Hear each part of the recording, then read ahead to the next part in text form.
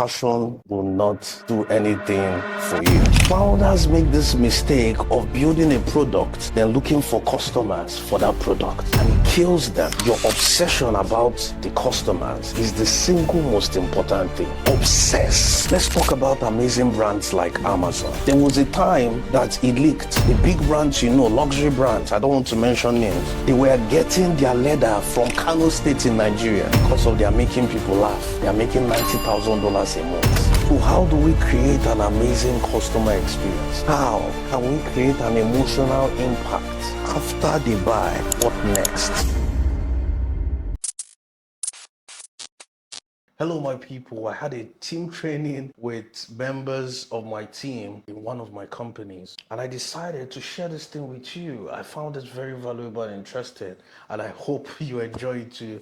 I hope you find it valuable. And if you learn anything, just subscribe, like this video, so that we'll create more and more of this. And every single week, you'll be hearing from us concerning wealth and personal development. With no further ado, let's get to the video. When I started my first business almost 10 years ago, a lot of things happened during this time, right? Started a business. I was thinking about my passion for travel, passion to do this, passion to do that. And because of my passion for traveling, I started travel blogging, writing, and so on. But the business failed. And one of the first lessons I learned in business is passion will not feed you, right? Passion will not do anything for you. Especially coming from a third world country, the most important thing, the place you need to stamp your feet on is understanding that the goal is to provide for yourself and your loved ones. Everything starts from there. So another thing I discovered is when I started my second business, third business, I started to ask myself, what's the difference between a successful business and a business that will never be successful? So coming from about 10 years in business, starting another business, some of them failed, some of them succeeded. And I kept asking myself, what's the difference between business A and business B? And it all boiled down to one thing and one thing alone: customer experience. When I ask people, what is customer experience? People think it is just customer service. No, customer service is a subset of customer experience. Customer experience is the entire journey from the marketing, from the sales to the customer experience. These three things make up the customer experience. So the importance of customer experience cannot be overemphasized. It is the single most important thing in a business. I was speaking to founders in Rwanda when I visited. I was speaking at an accelerator event. They were trying to pitch to investors and so on. And you could see how founders, were talking about their business. Oh my God, if you see what I built, we'll talk about this app, this beautiful app that we programmed and built. But at the end of the day, it is not about that. Founders make this mistake of building a product, then looking for customers for that product. And it kills them. It kills businesses. You need to start from the customer, from the customer's need, then build from there. And I advise founders, what you simply do is this: find out the most pressing problem of the customer, start there, then build from there. Then you can now improve your product based on customer feedback and customer experience. But I want us to take this one after the other, right? What is the importance of customer experience? Then how is it important for you as a member of a team in this organization, right? Not just from the founder's perspective. As a team member, how is it important for you? So the big question is, what is a customer journey? What is this customer? Why is customer so important? Every business needs to understand that your obsession about the customers is the single most important thing. Obsession. I did not say care about customers. Obsess. And there's this thing that I'm sure we have all experienced it here. We know how crazy Nigerians can be as customers. They feel that if they give you 1 naira, they own you, right? But it is not that way. I don't want people to see customer service as something horrible or a customer experience as something uncomfortable. So I'll be breaking it down one step after the other. Are we together? Yes, sir. So very quickly, let's talk about the importance of this customer experience. See, the goal of customer experience is brand loyalty. Understand this. For a business to thrive, it needs to thrive on brand loyalty. You walk into a supermarket, you walk into ShopRite, right? You buy stuffs. How much profits do they make? Maybe from every product they're making 100 naira. You buy 50 products, 50 times 100, 5,000 naira. How much do they make? But how they make their money is from your loyalty as a customer, that you keep coming and you keep coming. They say 80% of the revenue a business generates is from repeat customers. So your goal is to delight the customer. I did not say that the goal is to do what? Is to take care of the customer, provide for the customer, give them what they expect. No, you want to delight the customer. Let's talk about amazing brands like Amazon. Amazon is known for delighting their customers. When I was in Doha, Qatar, I stayed in a 5-star hotel and a 4-star hotel. And I could see the clear difference, not just in infrastructure, but in customer service. It is not always about the jacuzzi they put in your room or the way their elevator goes up and down. Elevator does the same functions. But when you step into Sheraton Hotel or Ritz-Carlton Hotel, they'll tell you, welcome, how are you doing today? Can I have your bag? Or if you go to one hotel in Ojueleba, in the corner, what would they tell you? They will tell you, carry your bag. I don't understand. But these guys, they have this, that fancy, is it trolley or something? They put your bag. In fact, they start to speak English. They wear suits. And once you see people wearing suits, you know, with our Nigerian mentality, you will know that your money has finished. Yes. Because we associate luxury with amazing customer service. I need you to understand the difference between Sheraton Hotel and a random hotel in your backyard is not necessarily the beautiful things they have. Sometimes this hotel, they are 20 years old. Hope you know this. With 20-year-old facilities. But that experience, the way they follow up with you, they call you, have you had breakfast? Ma, sir. Ritz-Carlton, they have this policy where they give their different managers about $2,000 for customers and tell them that, see, any dispute that arises, any problem that arises, use this spare $2,000 to solve this problem. Do you get what I mean? What they are concerned about is not just immediate profit. It is their brand. So you see that customer service affects every single thing. People try to box customer service into one part, or is under this, is under that. But it covers sales, marketing, and branding. Remember, I said the goal of a good customer service, a goal of a good customer experience in total, is to foster brand loyalty. And this works either ways, whether in a big organization or in a small organization, or even as a freelance business, as a one-man business. Are you guys with me? I need you to understand that you have never reached the apex of great business services until your customer complaints and the customer experience, the customer journey helps in product development. Let me break this down. Amazon, which is like the biggest company right now in the world, am I correct? Something happened. One of their customers by name Sarah, in the year 2008, she complained about what? That their packaging is cumbersome. You know this excitement when you order something and it arrives at your doorstep and you can't wait to rip it apart. You know that excitement. And now, you now see cartons upon cartons, you're trying to, it takes away that joy before you get to the main product. And she complained about the cumbersome packaging of Amazon. And because of this, Amazon took this feedback. And in 2008, they created a program where they changed the packaging, made it simpler, made it more exciting. And now, if you get an Amazon package, that joy to open it is there, is consistent. And more importantly, this saved Amazon a lot of money And a lot of other customers got back to them and told them, wow, thank you for amazing packaging. Little things like this matter. From this story, note one thing.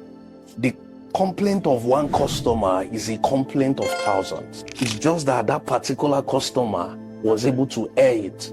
There are other people thinking it, but they have not said it. Are you with me? Number two, every little detail in a business matters.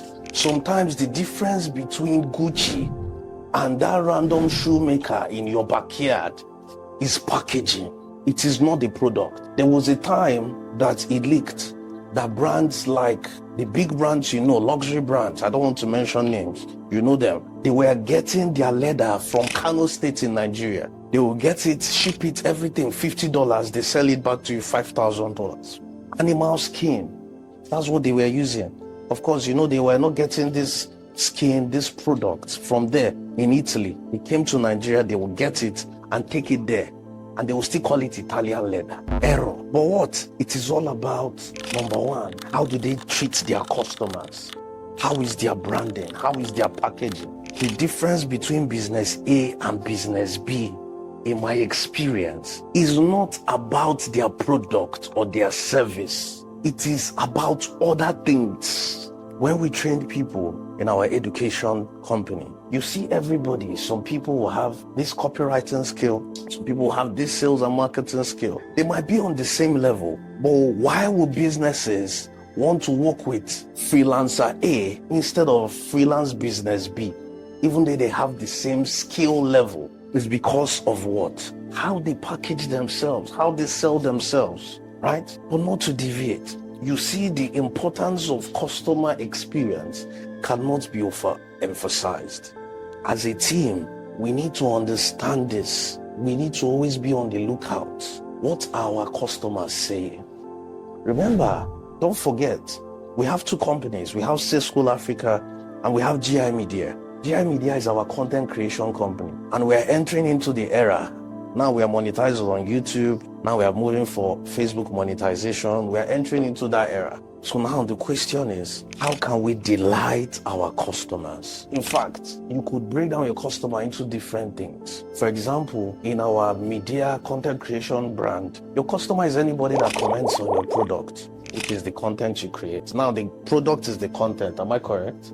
So because you want more engagement, because you want more likes, your customer feedback is important. What did they enjoy watching? Gone are the days businesses are businesses where it involves buying and selling. Businesses have evolved. I was watching the interview the other day about the expose on the most popular comedian in Nigeria, YouTube comedian. You guys know him. They talked about Mark-Angel telling how much he was earning, talked about. The guy was talking about bad things. Me, I was seeing the money.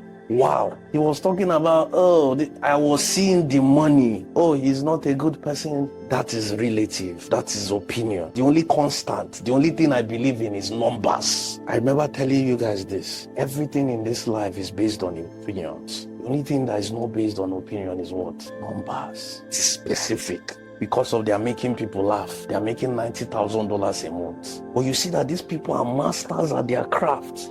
When you see the behind the scene of Sabinus making you laugh, or God Sabinus, if you see this guy is a business genius. Lai Wasabi, a good acquaintance of mine. When I have conversations with Lai, this guy is talking business. They are business minds. Apart from the comedy, it is all a strategy. They know what they are doing. They understand the customer experience to the core. When he's doing fake lawyers in our midst.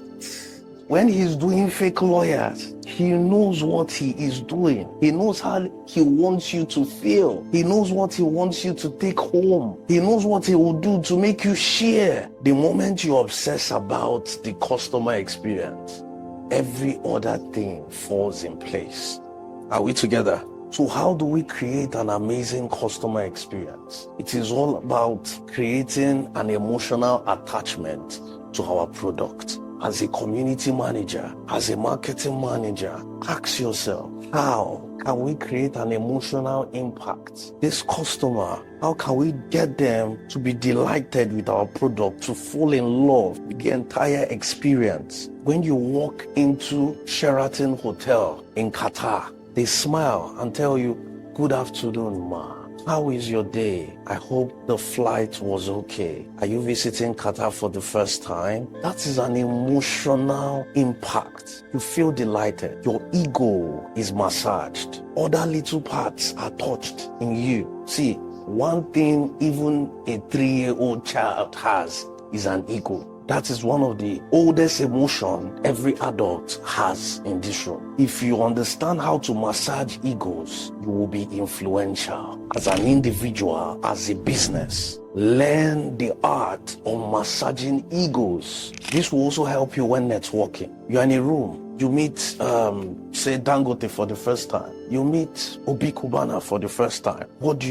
You talk about something that will massage his ego. People don't forget compliments. People don't forget how you make them feel. They can forget every other thing, but the way you make them feel, they don't forget it. And the easiest way to do that is by massaging their ego. So when you think customer experience, you think, how can we help our customers? How can we give them a good emotional impact? Remember, the customer buys with emotions and justifies with logic.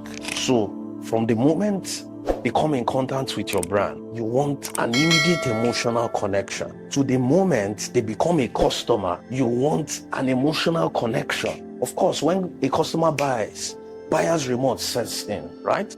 That's the logical part kicking in after them buying for an emotional reason. Now, at this point, this is where you get to let them understand. You get to help them use that product in the optimal way. Then you put in another emotion. Because there is this rule in business. It is called the ABS. Always be selling. A good business knows that you should always be selling. And remember, there are 3 things you sell, right? Products, services, or ideas. Always be selling, never stop. So when a customer buys, that is when their journey begins. Because you want them to buy again and again and again. When I was in Doha, Qatar, something happened. I ordered a product from one of their pharmacies. They deliver with speed. They deliver anytime. They are always awake. 2 a.m., 3 a.m., 4 a.m. Anything you want to order comes to your doorstep. So I ordered the cream, and after like a month, this cream finished. I was expecting to hear from this business. I never did. So now when I went online to order again, I saw another pharmacy that would deliver it faster, and I ordered from another pharmacy. What happened? Those guys have lost money. They have left money on the table because they did not follow up. So you see, the customer experience is like the whole thing concerning business. It's like an entire embodiment of business. After they buy, they will need you again. Imagine you get an email for every product that you use. Maybe you use a liquid soap to have your bath, or a regular soap. You use tissue. For example, imagine you could order all these things from your phone. And once you order, the same thing to do is for this business to keep reaching out to you every week. And you buy more and more and more. After they buy, what next? We keep them busy. Customer experience, like I said, is the single most important thing. Your product must not be fantastic. Thank God we have an amazing product. Your product should just solve their problem. Then you can delight them with a good customer experience. There is a way somebody will treat you. You even forget the little misgivings they do to you. You just say, I like this person. I don't know why I like this person. I just like it. This person is different. But you need to be intentional about these things. So now, how can we bring these things home? You see something as little as a Starbucks cafe. They have free Wi-Fi. They tell you to come, drink coffee. And you see another business that they don't have free Wi-Fi. You go to a vendor's page and they write boldly, "No refund policy." Won't you run away? I don't know who tells these Instagram vendors these things that they do. You're already chasing the customer before they become an actual customer. So how do we bring this home to our brand? How do we improve our customer experience? Not just service. From the moment they come in contact with us to when they convert, then after they convert, how do we improve these things? This is one thing I want us to ruminate on. Customer service is everybody's business in an organization. People think customer service or the customer experience in total is for a particular set of people. Oh, leave that to the customer service guys. No, it is everybody. Have you ever walked into a bank and the banker that is about to attend to you, she talks to you rudely? Go to the customer service. Yes, the customer service is a different department, but that immediate experience from the moment you come in contact with the bank is already a customer experience. Are you with me? From that instant, it is not a department. Customer service is not a department. It is the sole goal of an entire organization. It is the business of the entire organization. So ruminate. Boom. I hope that was fun. I hope you learned a thing or two. If you did, like I said, subscribe. If you did not learn anything, please do not subscribe. Only for those who learned something, right? Talk to you some other time. Stay intentional. Cheers.